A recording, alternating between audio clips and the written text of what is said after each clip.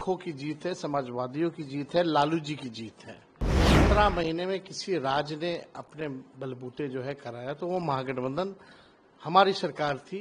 पूरे बिहार के सभी दल के लोगों को लेकर के प्रधानमंत्री जी से मिलने गए थे, तब प्रधानमंत्री जी ने मना कर दिया था। तो हमारे ही एजेंडे पर जो है काम करना पड़ रहा है। तो अब हमारी अगली लड़ाई ये होगी कि जब ये जनगणना होगी जिसमें इंक्लूड किया जाएगा कास्ट सेंसस का भी, जो कल तक कहती थी कि नहीं करेंगे, ये ताकत है हम लोगों की। और अगली लड़ाई जो भी आपका सेंसस होगा, जाति आधारित गणना उसमें इंक्लूड होगा, परिसीमन से पहले होना चाहिए। तेजस्वी यादव का बड़ा बयान आ गया है। केंद्र सरकार ने जाति जनगणना पर मोहर लगा दी है। उसके बाद तेजस्वी यादव ने बड़ी बात कह दी है। नमस्कार, दर्श न्यूज में आपका स्वागत है। मैं हूं अनुराग। तेजस्वी यादव का बयान आ गया है। केंद्र सरकार ने जाति जनगणना का फैसला लिया है, कैबिनेट की मोहर लग गई है। उसके बाद तेजस्वी यादव का बड़ा बयान आया है। उन्होंने कहा है कि ये हमारे पुरखों की जीत है, समाजवादियों की जीत है, लालू यादव की जीत है। हम 30 साल से इसकी मांग कर रहे थे। क्या कुछ कह रहे हैं तेजस्वी यादव, आप पूरा बयान सुन लीजिए। पूरे देश में जाति जनगणना कराया जाए। देखिए, ये हम लोगों की 30 वर्ष पुरानी मांग रही है और ये हमारे पुरखों की जीत है, समाजवादियों की जीत है, लालू जी की जीत है। आपको पता होगा 96-97 में भी कैबिनेट से जो है पास किया गया था कि 2001 का जो होगा उसमें जनगणना जो होगी उसमें जाति आधारित गणना भी कराया जाएगा। लेकिन उस समय अटल बिहारी जी सरकार में थे 2001 में, तो ये नहीं हो पाया।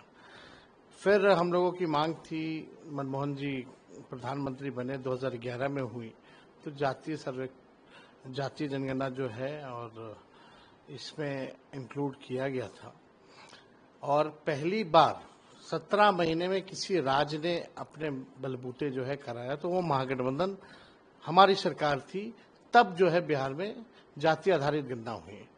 और पूर्व में भी इससे पहले हम पूरे बिहार के सभी दल के लोगों को लेकर के प्रधानमंत्री जी से मिलने गए थे, तब प्रधानमंत्री जी ने मना कर दिया था। पार्लियामेंट में इनके कई केंद्र मंत्रियों ने मना किया। लेकिन आज हम लोगों की ताकत देखिए, समाजवादियों की ताकत देखिए कि इनको हमारे ही एजेंडे पर जो है काम करना पड़ रहा है। तो अब हमारी अगली लड़ाई ये होगी कि जब ये जनगणना होगी जिसमें इंक्लूड किया जाएगा कास्ट सेंसस का भी, तब उसके बाद जब नतीजे आएंगे तो पूरे देश में और पूरे देश के जो विधानसभा चुनाव में हमारी मांग रहेगी कि पिछड़ों और अति पिछड़ों के लिए भी, जैसे दलित और आदिवासी भाइयों का आरक्षित सीटें हैं, उसी प्रकार से पिछड़ों और अति पिछड़ों का भी जो है आरक्षित सीटें जो है वो करनी पड़ेगी। ये लड़ाई हम लोग जो है लेकर के चलेंगे, क्योंकि जो फाइंडिंग्स होंगे, हम लोगों की जितनी आबादी है उस हिसाब से हम लोगों की भी भागीदारी होनी चाहिए। तो बिहार में भी हम लोगों ने देखा, उस तर्ज पे हम लोगों ने पहली बार बिहार ने 65% आरक्षण जो है पिछड़े, अति पिछड़े, दलित, आदिवासी के लिए बढ़ाया था हम लोगों ने। और अभी भी आप देखिएगा कि जब देश भर में होगा, अब तो होना है क्योंकि आपका ये परिसीमन होना, परिसीमन से पहले सेंसस होना है। सेंसस में ये लोग कास्ट सेंसस को इंक्लूड करेंगे और जब इसकी फाइंडिंग्स आएगी तो पिछड़ों के लिए और अति पिछड़ों के लिए भी विधानसभा और लोकसभा में सीटें रिजर्व करनी होगी। ये हम लोगों की अगली लड़ाई होगी। तेजस्वी जी, जब आप लोग ये मुहिम को चालू किए थे, हमें याद है कि आप यहाँ से दिल्ली गए थे, उसी वक्त आपकी नीतीश कुमार से मुलाकात हुई थी पहले। लेकिन अब इसकी लड़ाई तो अब दिलचस्प मोड़ पे आ गई है, क्योंकि अब इसका तो क्रेडिट लेने की देखिए, भाजपा जो है, देखिए अभी भी हम लोग जब 65% आरक्षण बढ़ाए थे, जो फाइंडिंग्स आई थी बिहार का जाति जनगणना जो हम लोगों ने कराया था, उसके आधार पे 65% किया था। और हम लोगों की लगातार मांग रही और हमारे कैबिनेट ने, जब महागठबंधन की सरकार थी, कैबिनेट में सिफारिश भी भारत सरकार को भेजी थी कि बिहार का जो आरक्षण की सीमा जो बढ़ाई गई है उसको सूची 9 में जो है डाला जाए, शेड्यूल 9 में जो है डाला जाए। लेकिन अब तक भारत सरकार ने ये काम नहीं किया और इसको कोर्ट में भाजपा ने फंसाने का काम किया। आपको लगता है कि विधानसभा चुनाव से पहले कहीं ये काम भी हो जाए, क्योंकि चुनाव है तो कभी भी हो, हम तो इसके पक्षधर, ये हमारी ही मांग है, ये हमारी ही जीत है, ये लालू जी की जीत है, ये हमारे पुरखों की जीत है, ये समाजवादियों की जीत है और हमारे ही एजेंडे की बात जो है आज भाजपा कर रही है, जो कल तक कहती थी कि नहीं करेंगे। ये ताकत है हम लोगों की। और अगली लड़ाई जो भी आपका सेंसस होगा, जाति आधारित गणना उसमें इंक्लूड होगा, परिसीमन से पहले होना चाहिए और परिसीमन से पहले जब होगा, जो फाइंडिंग्स आएंगी तो पिछड़े और अति पिछड़ों का पार्लियामेंट में, विधानसभाओं के चुनाव में सीटों को आरक्षित करना होगा, जिस प्रकार से दलित भाइयों का है और आदिवासी भाइयों का है। जब आप लोग इस मुहिम से जुड़े थे उस वक्त विपक्ष सवाल उठा रहा था कि देखिए ये जाति की लड़ाई कर रहे हैं, ये जाति को में लड़वा रहे हैं लोगों का। नहीं, ये तो करारा जवाब उन लोगों को मिला है। भाई आप देश की असली स्थिति को पहचानना पड़ेगा ना, तभी आप बजट में उन लोगों के लिए प्रावधान कीजिएगा। कौन गरीब लोग हैं, उनको अगर मुख्य धारा में लाना है तो आपके पास जब साइंटिफिक डेटा नहीं होगा तो तब तक आप कैसे निर्णय ले सकते हैं।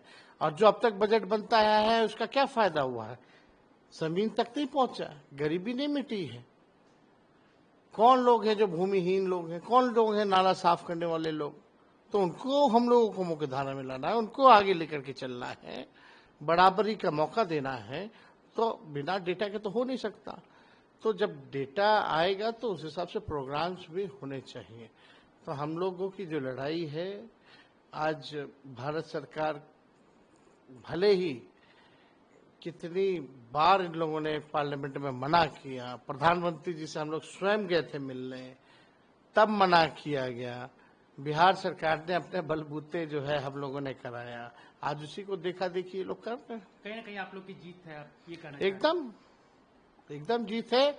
और असली जीत तब होगी जब इस डेटा के आधार पर बजट बनेगा और उसी डेटा के आधार पर पिछड़ा अति पिछड़ों की सीटों को आरक्षित किया जाएगा।